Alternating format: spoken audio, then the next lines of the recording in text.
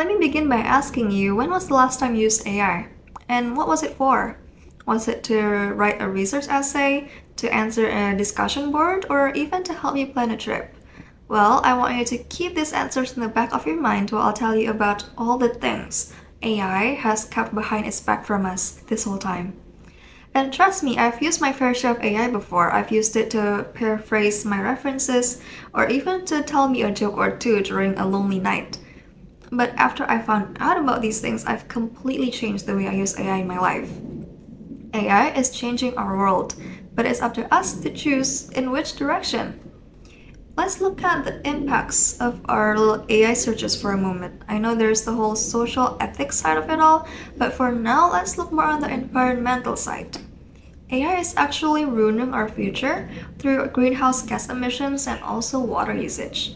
How, you might ask? Well, let's look at the process of creating an AI model.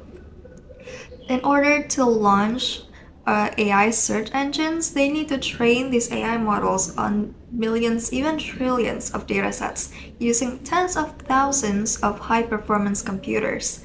And these computers, they don't run cheap, environmentally speaking.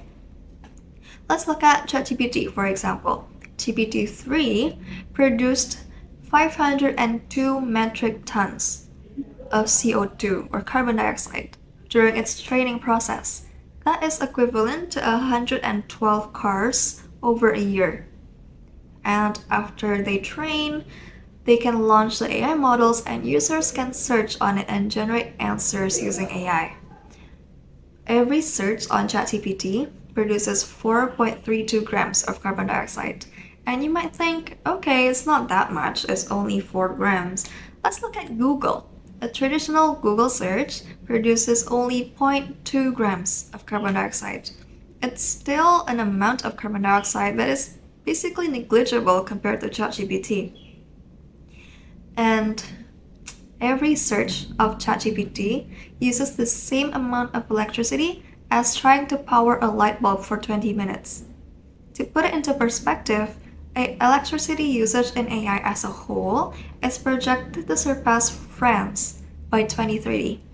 That is a lot of electricity, and in the talk of electricity, we talk about fossil fuel, and that's a whole other story.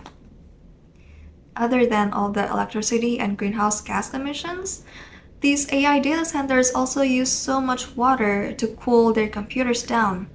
GPT-3, for example, used 618,000 liters of water to keep their computers cool. That is the same amount of water used to produce 370 BMW cars. And of course, after the launch, people search on it, and every 10 queries on ChatGPT, they need 500 milliliters of water. I doubt everyone here listening even drinks 500 milliliters of water during the time it takes to write down 10 queries on ChatGPT. And of course, they need to use fresh water because salt water and electricity, electronics, they don't really match that well. It's a recipe for disaster. And much of this water comes from freshwater resources from drought-prone areas due to over-extraction. Okay, so now that we know about all of these crazy statistics, you might think, okay, so what should we do about it? We're just students. We cannot solve the global greenhouse gas and drought problems. And sure, I'm not saying that you are responsible for that. I'm saying that you are responsible for your own actions, for your own decisions to use ChatGPT or AI in general. I'm saying that you can reduce your usage of AI. You don't need to use AI to write 3-line emails or to text your significant other. You also don't need to use AI that much for your research papers. You can use traditional and more eco-friendly search engines and also use physical references like books from your local library or even interview real people. How about that? And there's also another thing that I think is severely underestimated. That is advocacy. You can use your voice to spread the word about the importance and the urgency to change our AI habits. Okay, so AI is powerful and innovative, I know, but we need to make sure we are not destroying the very world we are trying to improve.